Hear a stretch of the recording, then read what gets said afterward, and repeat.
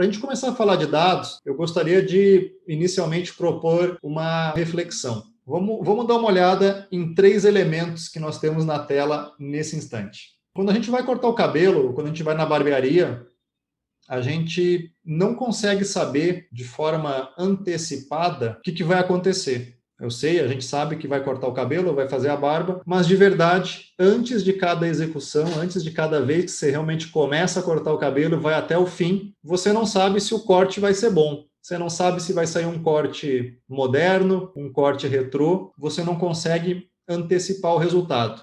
Mesmo você indo sempre no mesmo barbeiro, na mesma barbearia, cada vez que você vai lá, você nunca sabe o que vai acontecer. Quando a gente vai no museu e começa a ver essas obras de artes, que tem alguns exemplos aqui na tela, vamos pensar o seguinte: será que a gente consegue substituir uma obra de arte? Será que existe um outro quadro idêntico e que tem a capacidade de transmitir para mim, como público, o mesmo sentimento, a mesma percepção do que esses quadros que estão aqui na tela?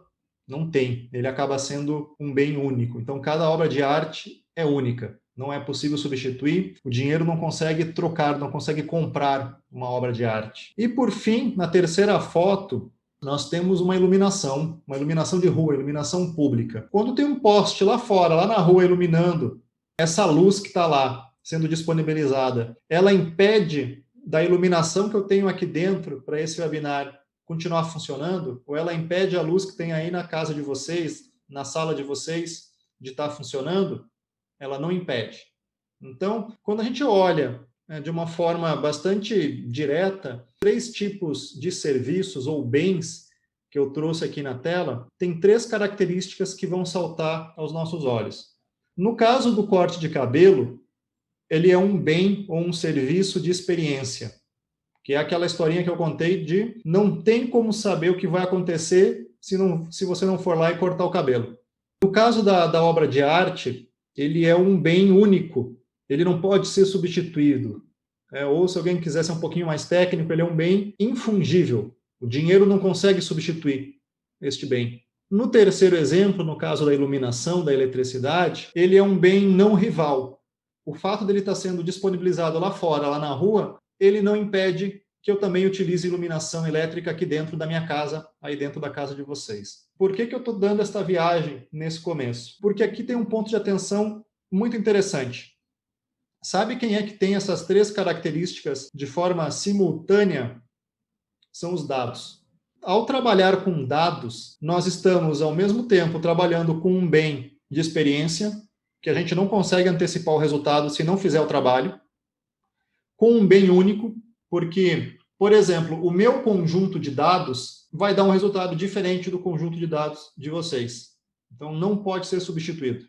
E da mesma forma, os meus dados e os dados de vocês, quando eles estão sendo trabalhados em um projeto de Big Data, um projeto de Analytics, um projeto de BI, ele não impede que outro projeto consuma e trabalhe os dados de vocês ao mesmo tempo.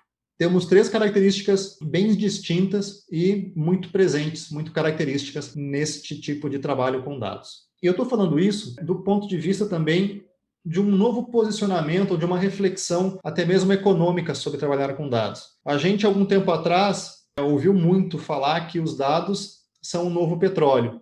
Agora, em 2020, o que a gente está ouvindo falar bastante, na verdade, é que dados são um novo tipo de capital ou um novo tipo de bem. Está indo além desta metáfora do novo petróleo. Dados hoje já são o combustível de muitos serviços digitais. Então, quando a gente imagina aquele serviço de recomendação de uma série ou de um filme, ou um serviço antifraude que a gente usa lá na nossa conta digital, no banco, esses 2 serviços, eles não seriam possíveis de serem entregues se não houver o combustível dos nossos dados, do dado do usuário, para alimentar aquele motor, aquele modelo estatístico que vai fazer a recomendação ou que vai fazer a detecção. Então vejam que os dados hoje efetivamente caracterizam um novo tipo de bem, um novo tipo de capital, e é um novo tipo de bem e capital que é necessário para a realização de entrega de novos serviços e novos produtos digitais. Então, dado esse contexto um pouco mais econômico do trabalho com dados, vamos refletir por que a gente está construindo Data Warehouse, Data Lake, Lake Houses, justamente porque este trabalho com dados que é um capital, que é um bem, que tem toda essa característica econômica que a gente falou agora no começo, eles geram vantagem competitiva para os nossos negócios. Eu sei que isso aqui não é novidade para ninguém, mas ele é um ponto fundamental que a gente tem que estar sempre atento. Nós estamos trabalhando com dados, fazendo uma série aí de artefatos, sejam eles repositórios, procedimentos em ETL, procedimentos de visualização, porque no final da história nós queremos ter uma nova vantagem competitiva para aquele processo de negócio que a gente está inserido.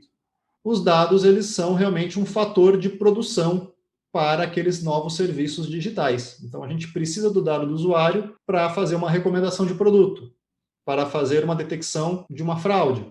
Então, realmente, dados são fator de produção de bens e serviços digitais. E, por fim, é aquela característica daqueles 3 elementos principais, que os dados eles são um bem de experiência, ou seja, a gente precisa executar o projeto sobre eles para saber o tipo de resultado que vai ter, a gente não consegue antecipar. Ele é um bem infungível, ou seja, eu não tenho como substituir o meu conjunto de dados pelo conjunto de dados de vocês, cada conjunto ele é único, e ele também não impede um projeto de ser executado em paralelo ao outro. Ele é um bem não rival. Por isso que a gente fala muito de Data Warehouse, de Data Lake, de Lake House, de ETL, de Streaming Analytics, de BI, de relatórios. Vou deixar mais uma vez aqui meu contato, fiquem à vontade para me adicionar no LinkedIn. Esta apresentação de agora está disponível no meu GitHub.